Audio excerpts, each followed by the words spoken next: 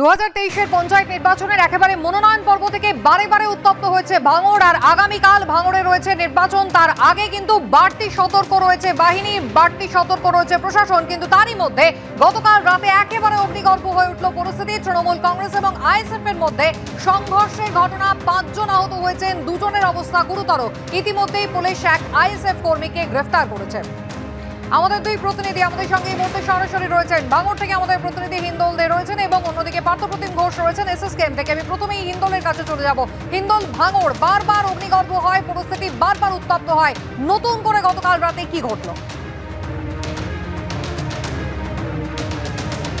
একেবারে কুসুমিতা, তোমাকে বলে রাখি, যাদবপুর লোকসভা কেন্দ্রের অন্তর্গত এই ভাঙড়, সেই ভাঙড়েরই বানিয়ারা গ্রামে কিন্তু গতকাল বোমাবাজির ঘটনা ঘটে।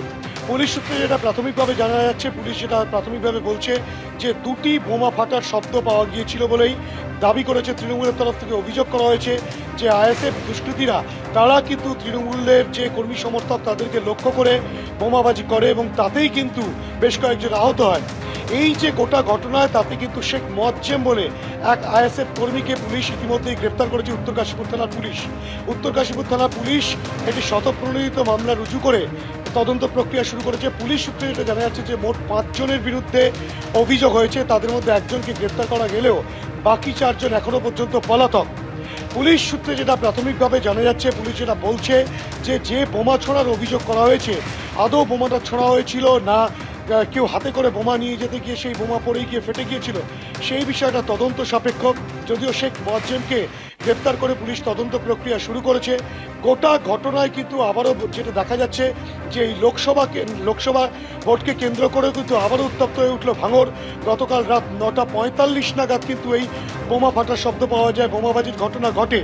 যদিও আইএসএফের তরফ থেকে যেটা অভিযোগ করা হচ্ছে যে রাত 9:30 নাগাদ তারা লালবাজারকে অভিযোগ জানিয়েছিল যে তাদের বাড়ি বাড়ি গিয়ে, অর্থাৎ কিনা আইএসএফ কর্মী সমর্থকদের বাড়ি বাড়ি গিয়ে তৃণমূল কংগ্রেসের কর্মী সমর্থকেরা ভয় দেখাচ্ছে এবং তারপরেই 9:45 নাগাদ এই ঘটনা ঘটে।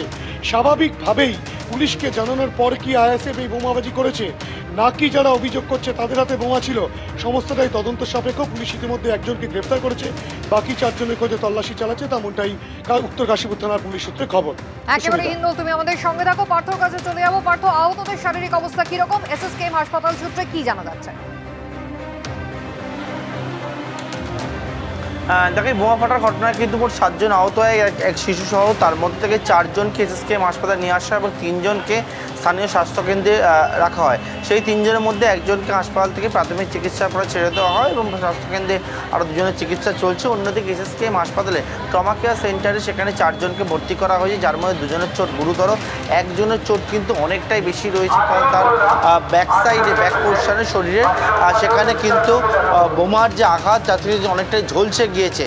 চিকিৎসকরা জানাচ্ছেন যে এখন আপাতত যে চিকিৎসা প্রক্রিয়া, সেই প্রক্রিয়া চালানো হচ্ছে। পরবর্তীকালে যারা প্লাস্টিক সার্জন রয়েছে তারা এসে দেখবেন, দেখার পরবর্তীকালে পরবর্তী যে চিকিৎসা প্রক্রিয়া রয়েছে সেটা শুরু করা হবে। 4 জনের মধ্যে 2 জনের চোট গুরুতর রয়েছে, তাদেরকে এসএসকেএম হাসপাতালে ভর্তি করা হয়েছে। মোট 4 জনকেই গতকাল রাত্রিবেলা এসএসকেএম হাসপাতালে যাদবপুর লোকসভা কেন্দ্রের তৃণমূল প্রার্থী সায়নী ঘোষ তিনি এসেছিলেন, অরূপ বিশ্বাস তিনি এসেছিলেন এবং তৃণমূল নেতৃত্বের তরফ থেকে বলা হচ্ছে যে প্রত্যেকের শারীরিক অবস্থা সম্পর্কে প্রতিনিয়ত খোঁজখবর রাখা হচ্ছে এবং হাসপাতালের সঙ্গে যোগাযোগ রাখছেন তারা। চিকিৎসকরা তারা জানাচ্ছেন যে বিভিন্ন ডিপার্টমেন্টে যে সকল চিকিৎসকরা রয়েছেন তারা এসে এদের শারীরিক অবস্থার প্রতিনিয়ত খোঁজখবর নিচ্ছেন। ধন্যবাদ হিন্দল, ধন্যবাদ।